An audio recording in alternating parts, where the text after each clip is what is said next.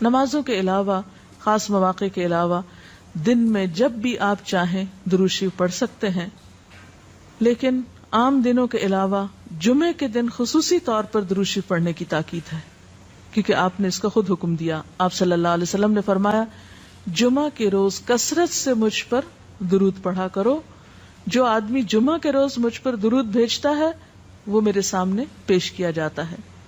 اسی طرح دعا سے پہلے، دعا کے بعد، پھر جہاں کہیں آپ کا نام لیا جا رہا ہو یا لکھا جا رہا ہو یا کسی بھی طرح آپ کا ذکر آئے، وہاں آپ کے لیے درود پڑھنا۔ اسی طرح مسجد میں داخل ہوتے وقت درود شریف پڑھنا، مسجد سے نکلتے وقت درود شریف پڑھنا، پھر نماز سے فارغ ہونے کے بعد درود شریف پڑھنا، یعنی ایک تو نماز کے اندر ہے لیکن نماز سے فراغت کے بعد، پھر اسی طرح ہر مجلس میں آپ پر درود پڑھنا ضروری ہے، پھر اسی طرح صبح و شام کے اوقات میں، یعنی یہ تمام مواقع ایسے مواقع ہیں جس میں آپ درود شریف پڑھ سکتے ہیں، اور موقع کوئی ہو یا نہ ہو، دن یا رات کی گھڑیوں میں سے جس گھڑی میں آپ چاہیں، جب چاہیں، چلتے پھرتے کام کاج کرتے، آپ اللہ کے رسول صلی اللہ علیہ وسلم کو یاد کر سکتے ہیں، آپ کے لیے درود اور سلام پڑھ سکتے ہیں۔ نبی صلی اللہ علیہ وسلم پر درود شریف پڑھنے کے کئی صیغے ہمارے ہاں مشہور ہیں، اس میں کچھ تو وہ ہیں جو آپ صلی اللہ علیہ وسلم سے ثابت ہیں، اور کچھ ایسے ہیں کہ جو لوگوں نے بعد میں خود بنا لیے ہیں۔ تو وہ ایسے تمام ورژن یا ایسی تمام عبارتیں جو لوگوں نے خود اس معنی کی بنائی ہیں، خواہ وہ عربی میں ہیں یا اردو میں ہیں، تو ان کو پڑھنے کی حد تک تو پڑھا جا سکتا ہے۔ یعنی اگر نثر میں کوئی ایسی عبارت موجود ہے جس میں آپ صلی اللہ علیہ وسلم کے لیے دعا کی گئی ہے یا آپ کی مدح کی گئی ہے یا آپ پر سلام بھیجا گیا ہے، خواہ وہ نثر میں ہو یا شعر میں، تو اس میں حرج تو کوئی نہیں، لیکن وہ چیز جو خود آپ صلی اللہ علیہ وسلم نے ہمیں سکھائی اور جو آپ کی طرف سے ہمیں ملی، اس کا مقام باقی ہر انسان کے کلام پر کہیں بلند ہے، کہیں زیادہ فائدہ مند ہے۔ تو وہ درود شریف جو مسنون ہے، وہ صیغہ جو آپ سے ثابت ہے، اس کا پڑھنا افضل ہے، وہی اصل درود ہے۔ اور باقی تو انسانوں کے خیالات یا جذبات کا اظہار ہے، خواہ وہ شعر میں ہو، خواہ وہ نثر میں ہو، خواہ وہ اردو میں ہو، خواہ پنجابی میں ہو یا کسی اور زبان میں ہو، وہ تو پھر انسانوں کے کلام ہے نا۔ تو جس طرح اللہ سبحانہ و تعالیٰ کے کلام کو باقی تمام انسانوں کے کلام پر فضیلت ہے، اسی طرح نبی صلی اللہ علیہ وسلم کے کلام کو بھی باقی انسانوں کے کلام پر فضیلت ہے۔ ایک عام شاعر کتنی بھی خوبصورت بات کرے لیکن اللہ کے رسول صلی اللہ علیہ وسلم سے آگے تو اس کی بات نہیں ہو سکتی۔ ایک عام انسان کتنے بھی خوبصورت انداز میں آپ صلی اللہ علیہ وسلم کا ذکر خیر کرے لیکن وہ اس کے برابر تو نہیں ہو سکتا جو نبی صلی اللہ علیہ وسلم نے خود ہمیں دیا۔ تو بہترین صیغہ وہی ہے جو ہم نماز میں پڑھتے ہیں، جسے درود ابراہیمی کہا جاتا ہے، اور اس کا پڑھنا باعث اجر و ثواب ہے اور اس میں کوئی شک ہی نہیں۔ اسی طرح یہ چونکہ تھوڑا طویل ہے تو اس کو مختصر انداز میں بھی آپ پڑھ سکتے ہیں، مثلا صرف اگر آپ صلی اللہ علیہ وسلم کہہ رہے ہیں تو یہ بھی درست ہے، یہ بھی درود شریف مکمل ہے ایک طرح سے اگرچہ مختصر ہے۔ اسی طرح اللہم صلی وسلم علی نبینا محمد، یہ بھی آپ پڑھ سکتے ہیں، صلی اللہ علی النبی الکریم کہہ سکتے ہیں۔ تو مختصر ہو یا درود ابراہیمی کچھ طویل شکل میں ہو، اصل چیز تو ذکر میں مشغول ہونا ہے۔ تعداد میٹر نہیں کرتی جتنا وہ احساس اور جذبہ اور عقیدت جو کہ درود شریف پڑھتے ہوئے آپ صلی اللہ علیہ وسلم کے لیے ہماری ہو سکتی ہے۔ تو ہمارے لیے دن میں بے شمار مواقع ایسے ہوتے ہیں کہ جس میں ہم درود شریف پڑھ سکتے ہیں۔ سب سے پہلا موقع تو خود نماز کا موقع ہے، اس وقت تک نماز مکمل نہیں ہوتی جب تک ہم اس میں درود شریف نہیں پڑھتے۔ پھر اسی طرح عام نمازوں کے علاوہ نماز جنازہ میں بھی درود شریف پڑھا جاتا ہے۔ پھر اذان کے بعد درود شریف پڑھا جاتا ہے۔ آپ صلی اللہ علیہ وسلم نے فرمایا، جب مؤذن کی آواز سنو یعنی اذان سنو تو وہی کہو جو مؤذن کہتا ہے، یعنی اذان کا جواب دو، پھر مجھ پر درود پڑھو۔ یعنی اذان کا جواب دینے کے بعد جب اذان ختم ہو جائے تو کیا کرنا چاہیے؟ نبی صلی اللہ علیہ وسلم پر درود بھیجنا چاہیے۔ کیونکہ مجھ پر درود پڑھنے والے پر اللہ تعالیٰ 10 رحمتیں نازل فرماتا ہے. اس کے بعد میرے لیے اللہ سے وسیلہ مانگو، جو جنت میں ایک مقام ہے جو جنتیوں میں سے صرف کسی ایک ہی کو ملے گا، اور مجھے امید ہے کہ وہ جنتی میں ہی ہوں گا، یعنی آپ صلی اللہ علیہ وسلم ہی کے لیے وہ مقام ہے. اور آپ نے یہ بھی فرمایا کہ من سألی اللہ الوسیلہ، جس نے اللہ سے میرے لیے وسیلہ کی دعا کی، یعنی درود شریف کے علاوہ آت محمد الوسیلۃ دعا ہم پڑھتے ہیں، یہ دعا بھی پڑھی جانی چاہیے. تو جس نے یہ دعا پڑھی اس کے لیے میری شفاعت واجب ہو جائے گی، یعنی قیامت کے دن پھر میں اس کے لیے شفاعت کروں گا. پھر یہ کہ درود شریف نہ صرف یہ کہ دنیا میں انسان کے لیے فائدے کا باعث ہے، بلکہ آخرت میں انسان کے لیے شفاعت کا ذریعہ بھی ہے. درود شریف پڑھنے والوں کو نبی صلی اللہ علیہ وسلم کی شفاعت نصیب ہوگی. آپ نے فرمایا جس نے 10 مرتبہ صبح و شام مجھ پر درود بھیجا اسے قیامت کے دن میری شفاعت حاصل ہوگی. اب یہ کہ اگر زیادہ وقت نہ بھی ملے تو 10 دفعہ درود شریف پڑھنا آخر کیا مشکل ہے، کتنی دیر لگ جائے گی، لیکن اس کا اجر و ثواب اور اس کا فائدہ کس قدر ہے.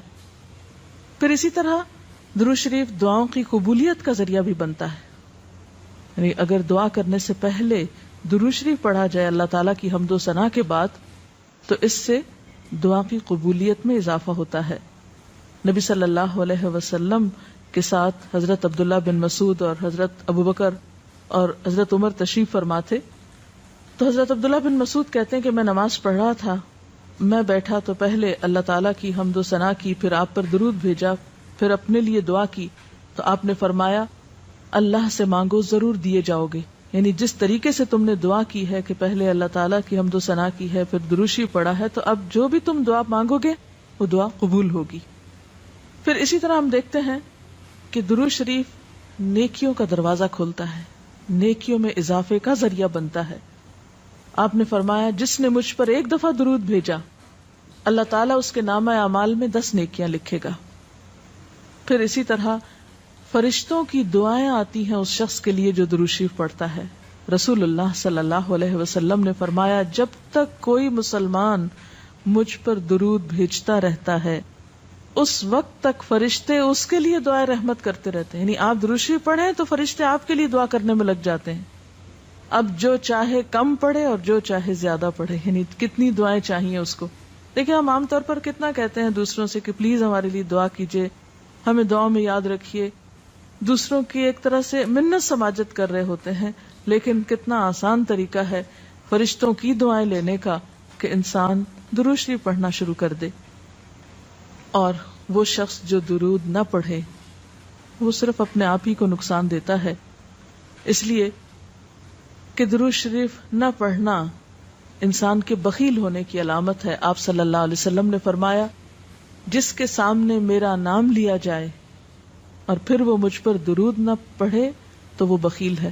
اس سے یہ بات بھی پتہ چلتی ہے کہ اگر ہم خود درود شریف نہیں بھی پڑھ رہے لیکن اگر کوئی اور آپ کا ذکر خیر کر رہا ہے یا کوئی اور درود شریف پڑھ رہا ہے اور اگر وہ بلند آواز میں پڑھ رہا ہے تو ہمیں بھی آپ کا نام سنتے ہی دل میں درود شریف پڑھنا ہوگا.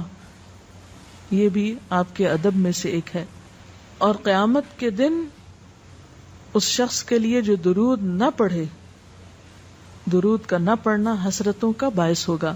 حضرت ابو ہریرہ رضی اللہ تعالی عنہ کہتے ہیں کہ رسول اللہ صلی اللہ علیہ وسلم نے فرمایا جس مجلس میں لوگ اللہ کا ذکر نہ کریں، یعنی اکٹھے ہوئے ہیں دنیا بھر کی باتیں کی لیکن اللہ سبحانہ وتعالی کی کوئی بات نہیں کی، اور نبی صلی اللہ علیہ وسلم پر درود نہ بھیجیں، یعنی نہ تو اللہ کا ذکر کیا اور نہ ہی آپ پر درود بھیجا، وہ مجلس قیامت کے دن انسان کے لیے حسرت کا باعث ہوگی. انسان اس پر پچھتائے گا، خواہ وہ اپنے نیک اعمال کے بدلے میں جنت میں چلا ہی جائے.